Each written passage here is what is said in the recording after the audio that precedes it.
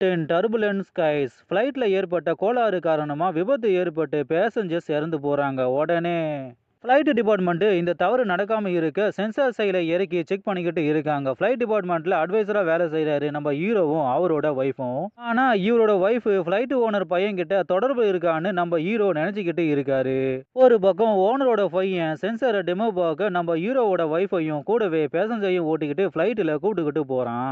ஆனா sensor miss ஆகி flight வழி தெரியாம போய்கிட்டு இருக்கு. உடனே மிலிட்டரி டிபார்ட்மெண்ட்டை இறக்குறாங்க. நம்ம ஹீரோவும் ஜெட்டை எடுத்துக்கிட்டு ஒய்ஃபையும் பேசஞ்சர் காப்பாத்த ஃப்ளைட்டுக்குள்ளேயே புகுந்து எப்படி ஃப்ளைட்டை சேஃபா தரையிறக்க போறாங்கன்னு படத்தை முடிக்கிறாங்க. லேக் அடிச்சுக்கிட்டே இருக்கும். Tamil dubbing cinematography double okay. IMDb rating 3.1, நம்ம ரேட்டிங் 3.4. டர்புலன்ட் ஸ்கைஸ் 2023 ரிலீஸ் ஆன லாஸ்ட் நைட் ஆஃப் அமோர். நேர்மையான போலீஸ் அதிகாரியா இருக்காரு நம்ம ஹீரோ. கூடிய சீக்கிரமே லிட்டரும் ஆக போறாரு. ஒரு பக்கம் ஒரு சிலந்தி வலையில மாட்டிக்கிட்டு முடிக்கிறாரு, இன்னொரு பக்கம் அதுல இருந்து தப்பிக்க வழியும் கண்டுபிடிக்கிறாரு. இதுக்கப்புறம் நம்ம ஹீரோ நேர்மையான போலீஸ் அதிகாரி என்ற பெயரை காப்பாத்தினாரா இல்லையான்னு படத்தை முடிக்கிறாங்க. ஒரு தரமான படம். ஆனா பொறுமையா போய் போய் போய் லேக் அடி அடின்னு அடிக்கும். Tamil dubbing cinematography okay. IMDb rating 7.1, நம்ம rating 5.5. Last Night of Amore. நேர்மைக்காக கடமையை திருடும் police. The Treasures of Lake Kaban ராணி தலைமையில ஒரு புதையலை கண்டுபிடிச்சு அதை மறைச்சு வைக்கிறாங்க. இதை பாதுகாக்க ஒருத்தனை தேர்ந்தும் எடுக்கிறாங்க. இப்போ 500 வருடங்கள் கழிச்சு மியூசிக் டைரக்டரா இருக்காரு நம்ம ஹீரோ. அவரை ஆர்மில ஜாயின் பண்ணுங்கன்னு கட்டளை போடுறாங்க. ஆனா அவரு மாட்டேன்னு அடம் பிடிக்கிறாரு.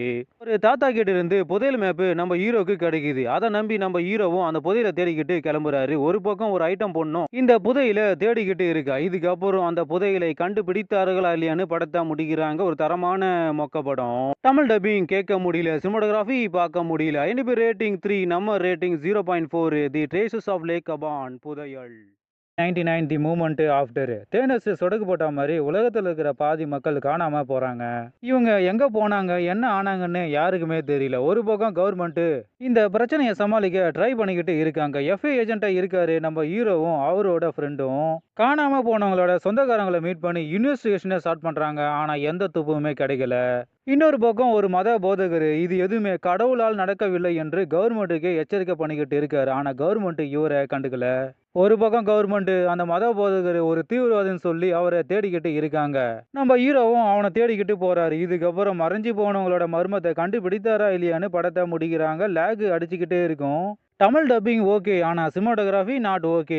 ஐஎன்டிபி ரேட்டிங் 4.4, நம்ம ரேட்டிங் 2.4. தி மூமெண்ட் ஆஃப்டர் புரியா 14 ரிலீஸ்னா ரோடு 2 போலாமா. தன்னோட அம்மாவை ரேப் பண்ணி கொண்டவனை கொலை பண்ணிட்டு போலீஸுக்கு பயந்து ஓடுன்னு ஓடிக்கிட்டு இருக்காரு நம்ம ஹீரோ ஆக்வாமேன்.